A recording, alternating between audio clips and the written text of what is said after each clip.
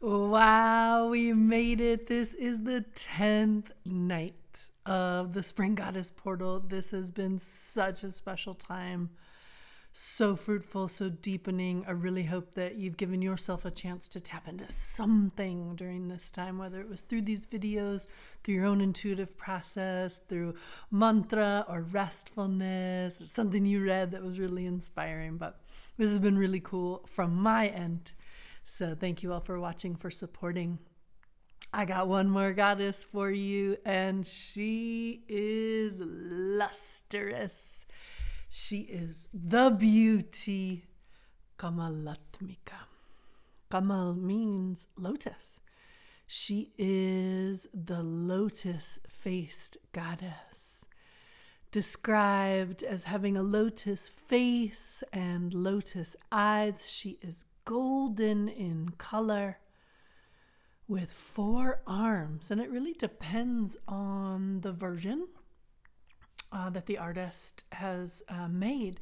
Here we see her with this like giving pot, this water flowing pot, the 2 hands in boon bestowing and assurances, mudras. And we've got something really important. Yep, the gold coins are pouring out of her hands.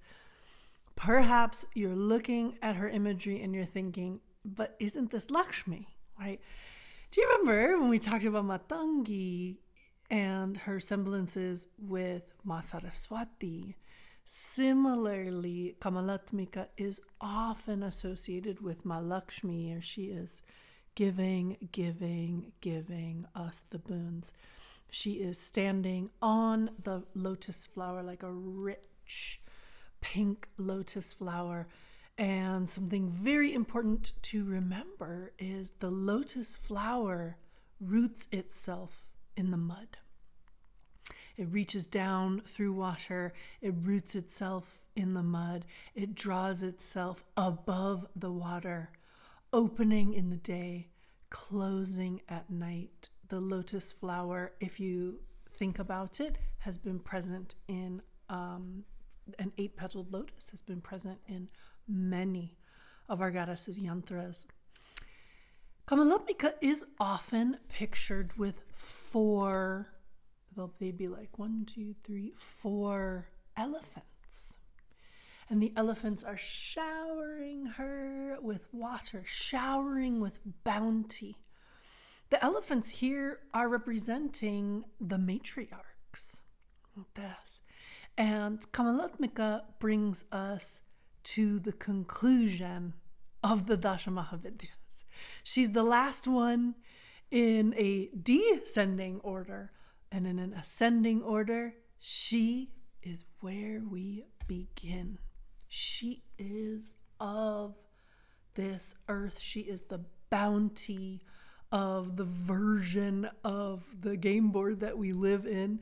Remember I said Matangi and Kamalatmika are sisters, like twin sisters? Yeah. So if Matangi is the Earth Mother herself, the expression of life that we experience is Kamalatmika.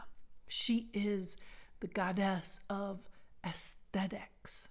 Her principle is the lotus energy itself, representing the art of balance of the microcosm and macrocosm through the principle of aesthetics. The way you worship her is through aesthetics. It's through offering flowers, scent, scarf, light, like candle, incense.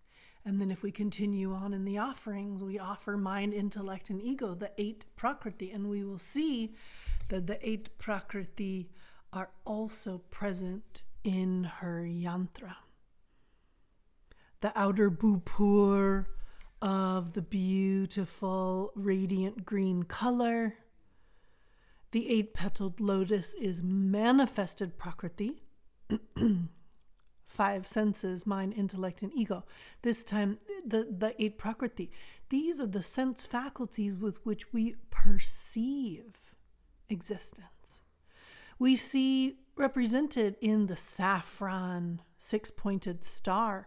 Here, the balance of macrocosm and microcosm. At the very center of it all is the golden Bindu, the goddess herself. It's like every time we look at one of the yantras, we are gazing into the universe of each of these goddesses, the consciousness of each of these goddesses. Their consciousness lives here on Earth. And they tease us with our own lower octave form and encourage us like mothers towards our higher octave level realization.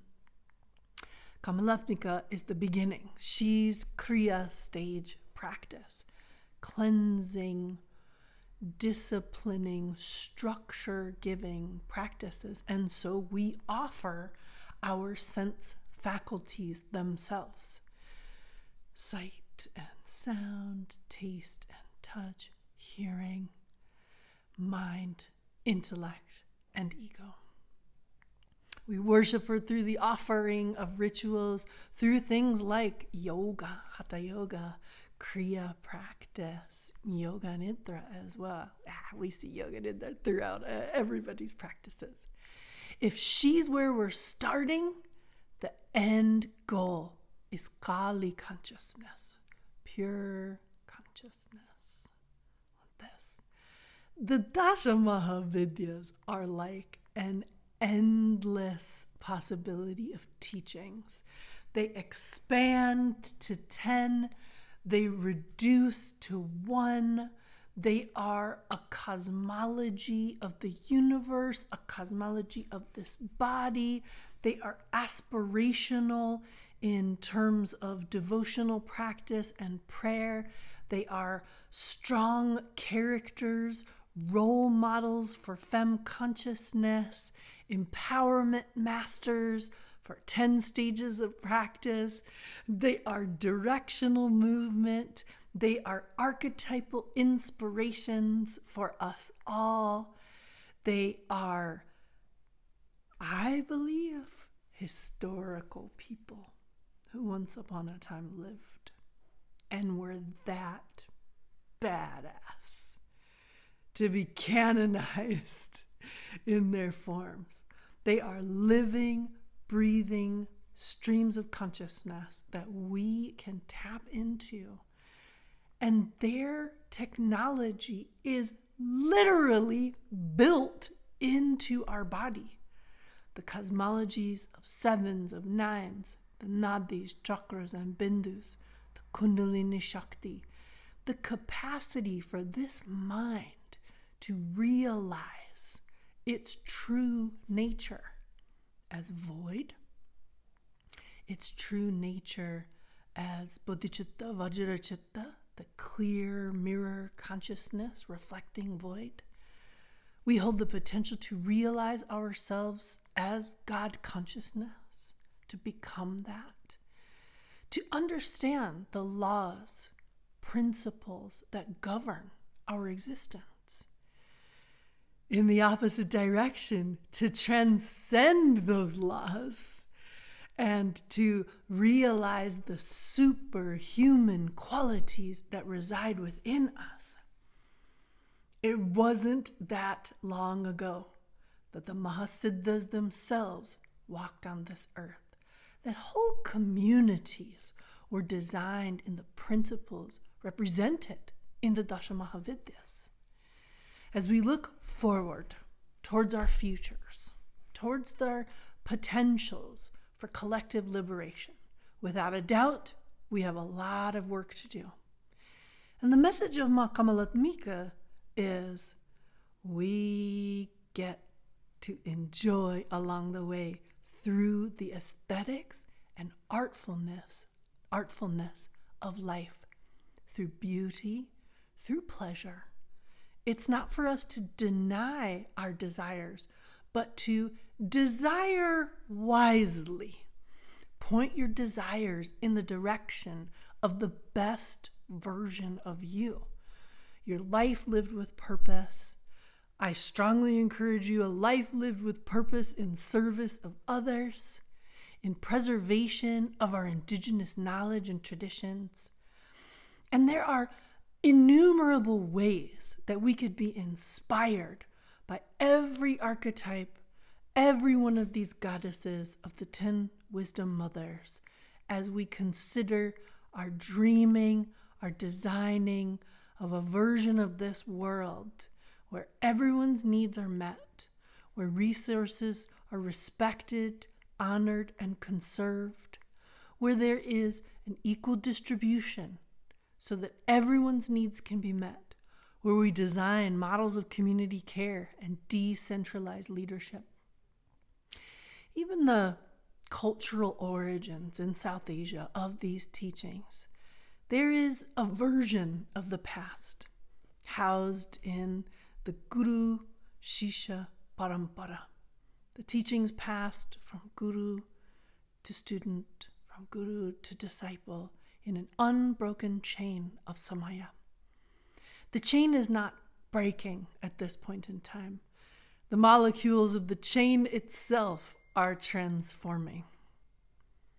I like to think we all have a role to play in this transformation, as do these strong femme archetypes. I trust you have been enriched by this series and that you carry on these lines of inquiry and practice in meaningful ways.